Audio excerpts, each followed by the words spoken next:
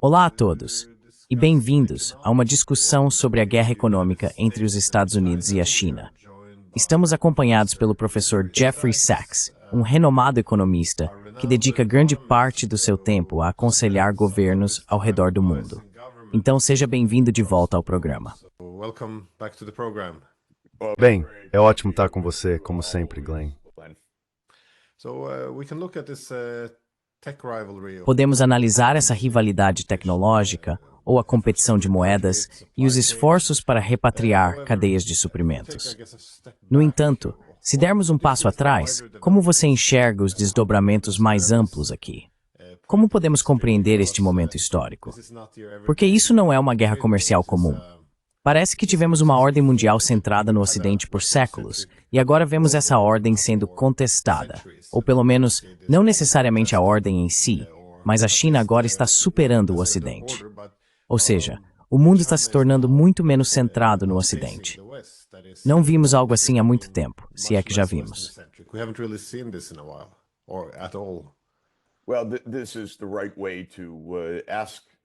Bem, essa é a maneira certa de fazer a pergunta sobre o que está acontecendo, adotando uma perspectiva de longo prazo. A maior parte da população mundial vive na Ásia, cerca de 60%. Durante a maior parte da história, isso significa que aproximadamente 60% da economia mundial, da produção global, era gerada na Ásia, pelo que se pode estimar quando historiadores olham para trás e tentam recriar estimativas econômicas. Nos séculos recentes, isso mudou de forma decisiva com a ascensão da Europa e do Atlântico Norte, porque nos séculos 19 e 20, é claro, os Estados Unidos se tornaram a maior economia do mundo. A Ásia foi eclipsada nisso, não apenas eclipsada, é claro, mas dominada por potências imperiais europeias. Se você olhar por volta de 20, a Ásia ainda representava mais da metade da economia mundial.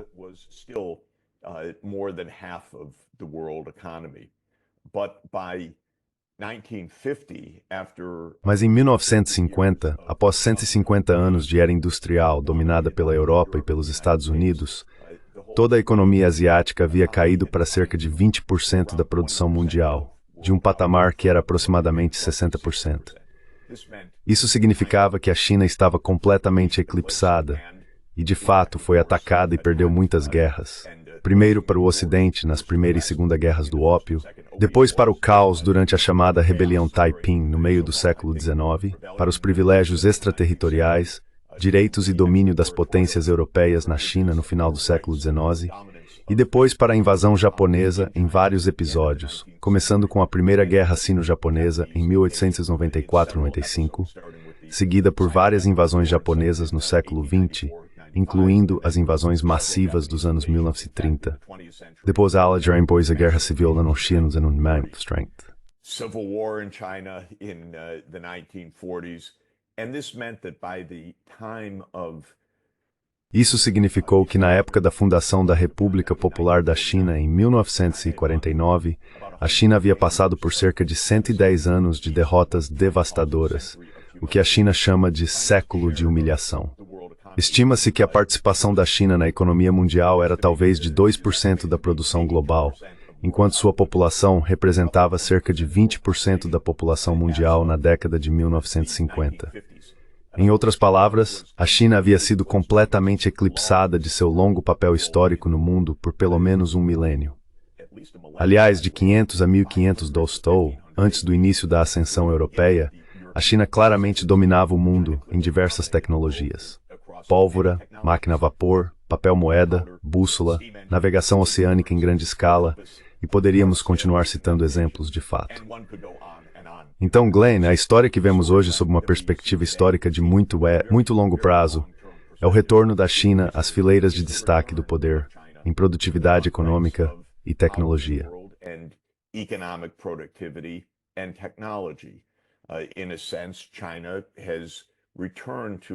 De certa forma, a China retornou ao seu papel mais tradicional no mundo, que se pode observar durante grande parte dos últimos 2000 anos, na verdade. A ascensão da China nesse sentido deve ser entendida como um reequilíbrio do que estava absolutamente desequilibrado, ou seja, um mundo dominado pela Europa.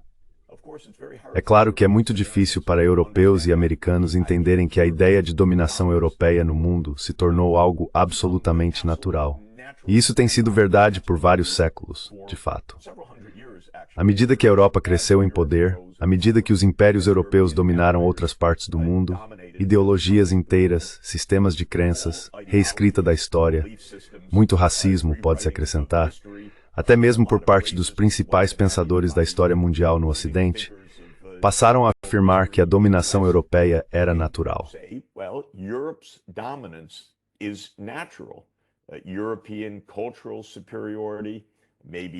A superioridade cultural europeia, talvez a superioridade racial, mas seja qual for o argumento, a superioridade europeia é natural. Claro, agora estamos no fim dessa fase da história. E é importante entender que não se trata apenas do retorno da China. Trata-se também do rápido desenvolvimento da Índia, do rápido desenvolvimento do Sudeste Asiático, os chamados países da ASEAN, e do rápido desenvolvimento de partes da Ásia Ocidental, como nos países do Golfo, por exemplo. Tudo isso está de forma bastante fundamental, encerrando a visão eurocêntrica do mundo, ou que do final do século XIX ao início do século XXI, se tornou a visão do mundo, centrada no Atlântico Norte, na OTAN, e que ao final do século XX se tornou a visão do mundo centrada nos Estados Unidos.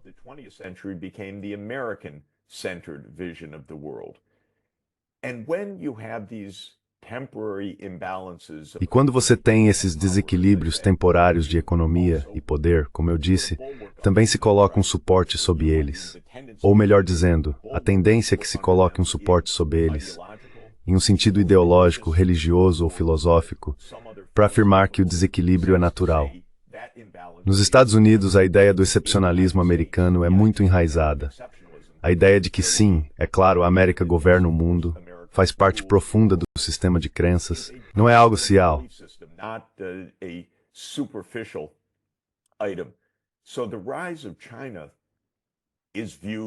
Então, a ascensão da China é vista com alarme, é vista com desdém, é vista com medo, não é vista com equanimidade.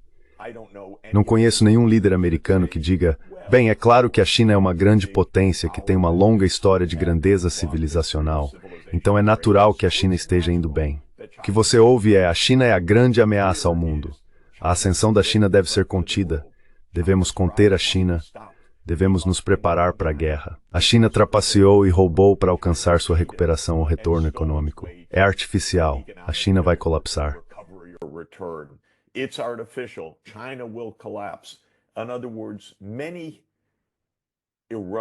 Em outras palavras, muitas visões errôneas, superficiais, tendenciosas e às vezes abertamente racistas sustentaram esse senso de superioridade nos Estados Unidos que se desenvolveu ao longo de 2 séculos.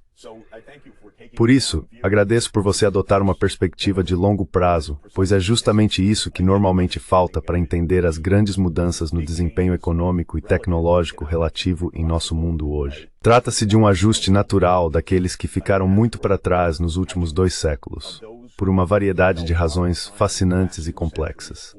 Mas esse desequilíbrio que se desenvolveu, favorecendo o Atlântico Norte em relação ao resto do mundo, diminuiu e está basicamente chegando ao fim neste momento.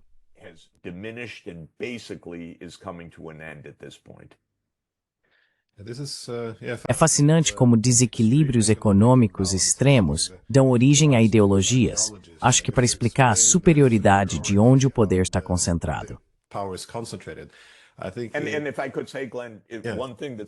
E se eu puder dizer, Glenn, uma coisa que é interessante para mim e muito surpreendente é que se você for aos escritos dos maiores pensadores da Europa, por exemplo, o filósofo Immanuel Kant, que sem dúvida é um dos grandes gênios da civilização ocidental, ele tem espalhado por seus escritos, não era sua principal preocupação, uma visão muito baseada em raça da superioridade europeia.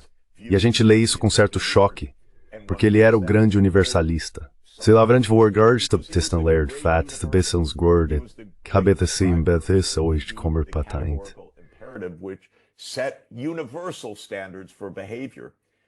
But the idea that Europe is Mas a ideia de que a Europa é inerentemente a civilização superior está profundamente enraizada, é claro, em uma ampla gama de ideologias que remontam do Renascimento ao Iluminismo, ao período do nacionalismo romântico no século XIX e seguem até o nazismo e outras ideologias do século XX, baseadas na superioridade de raça, religião ou algum outro atributo da cultura europeia que conferia o direito de dominar. E é aí que muita coisa dá errado em nosso pensamento. Essas crenças tornam-se profundamente enraizadas, talvez não de forma explícita, talvez até sejam negadas depois de certo ponto, mas estão presentes na maneira como nossos governos, nossos estados, abordam questões internacionais.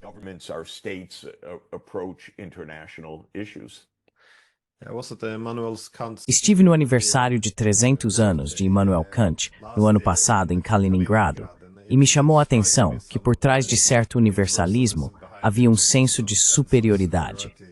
Mas o interessante sobre Samuel Huntington é que ele destacou que os países ocidentais tendem a acreditar que governamos o mundo há séculos por causa de nossas ideias, valores e ideologias superiores. Mas ele argumentou que, na verdade, isso se deve ao fato de termos dominado armamentos mais eficientes, controlado as rotas marítimas e saído na frente na Revolução Industrial.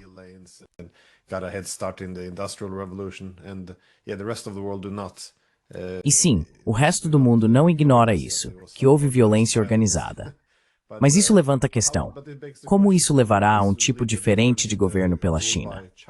Porque se o mundo eurocêntrico era composto por todos esses impérios em um continente pequeno, isso moldou nossa maneira de enxergar o mundo. Nossas teorias políticas tendem a assumir que existe essa rivalidade geopolítica inevitável, que é quase uma lei da natureza. Como você acha que a China seria diferente? Sua mentalidade geopolítica seria diferente, por exemplo, da forma como os europeus se comportaram? Porque sempre presumimos que tudo é universal.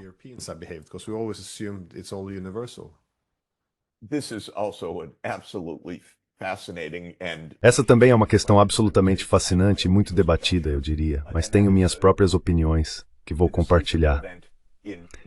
E é que o evento decisivo na cultura política ocidental, se posso colocar dessa forma, é o ano 476 Dons Cosmo, que marca o colapso do Império Romano do Ocidente, quando Roma foi conquistada por invasores germânicos. Naquele momento, foi um processo longo, mas com a queda do Império Romano do Ocidente, a Europa fragmentou-se em múltiplas entidades políticas. Na verdade, o completo, complexo e notável caleidoscópio de entidades políticas, cidades-estado, reinos, ducados e toda forma concebível de organização política, desde o menor nível até impérios que pretendiam abranger toda a Europa, mas nunca chegaram a tanto como o Sacro Império Romano Germânico, que em essência foi iniciado por Carlos Magno.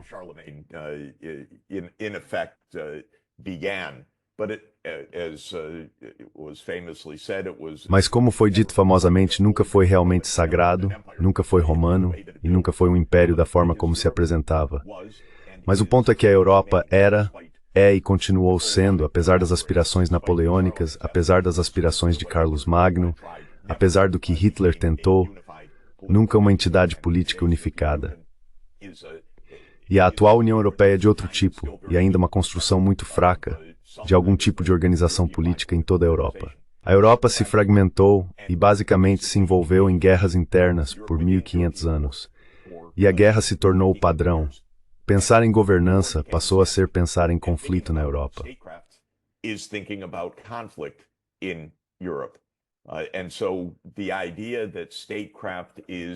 Portanto, a ideia de que a diplomacia entre estados é anárquica, a famosa suposição do realismo na teoria das relações internacionais, é uma boa primeira projeção da realidade europeia, aproximadamente do ano 500 do Tostosto até pelo menos, digamos, 1950.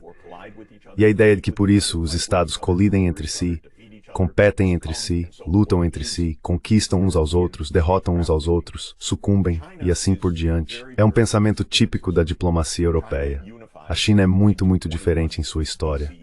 A China se unificou em 221 a.C., na dinastia Qin, a primeira unificação. E a China é geograficamente uma espécie de caixa. A caixa tem a região das estepes áridas, assim chamada, ao norte, o Himalaia a oeste, as florestas tropicais do sudeste asiático, ao sul, e o Mar da China Oriental, o Oceano Pacífico, a leste. The Pacific Ocean to the east. It's a box that became a state. É uma caixa que se tornou um estado administrativo unificado há mais de 2000 anos. A China se fragmentou em alguns momentos. A dinastia Qin deu lugar à Era Han. A Era Han se desfez, depois foi reunificada nas dinastias Tang, Song, Yuan, Ming e Qing. Mas pode-se dizer que na maior parte dos últimos 2.200 anos, a China tem sido um estado administrativo centralizado. E a filosofia que sustenta a China é uma filosofia confucionista que enfatiza a importância da harmonia para manter esse estado integrado funcionando. Isso é debatido. Será que isso leva a um tipo diferente de governança na China? Does this lead to a different kind of statecraft of China? My answer is yes. Minha resposta é sim, de fato. A China não pensa em termos de diplomacia internacional anárquica ocidental. A China pensa em termos de um grande Estado chinês, onde a ordem interna é decisiva e onde o imperialismo externo nunca foi a regra durante 2000 anos. A China é vasta e não buscava territórios ultramarinos. Em geral, sim, é possível apontar lugares e episódios específicos, mas em geral a China mantinha relações pacíficas com seus vizinhos. Vou dar apenas um exemplo. De 1368, que marca o início da dinastia Ming, até 1839, que é a invasão da China na Primeira Guerra do Ópio. Britain's invasion of China in the First Opium War. So roughly Então, por cerca de, o que seria isso, 500 anos, a China praticamente não se envolveu em combates com seus vizinhos do leste asiático, com o Japão, com a Coreia e com o Vietnã. Com o Vietnã houve um período de guerra de cerca de 17 anos no século XV. Com a Coreia, pelo que eu sei, a China nunca invadiu a Coreia, nenhuma vez sequer. Mas a China era a potência dominante. E na diplomacia ocidental, dir-se-ia que a China invadiria e tomaria o controle. Nunca tentou. A China nunca, durante esse período, invadiu o Japão, nenhuma vez sequer. Foi invadida pelo Japão uma vez, em 1592, acredito, ou pelo menos houve uma tentativa de um shogun japonês, um comandante militar, de invadir a China. Falhou, é claro.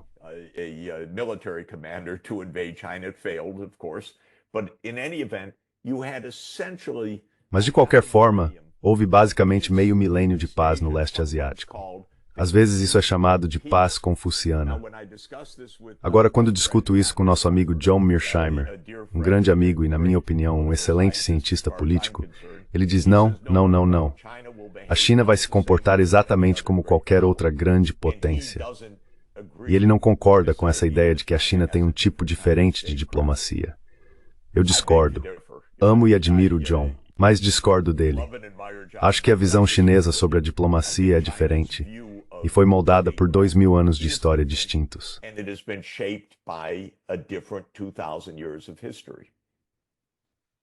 Professor Sachs, é sempre fascinante conversar com você. Então, muito obrigado. E sim, acho que esse será um foco central nos próximos anos.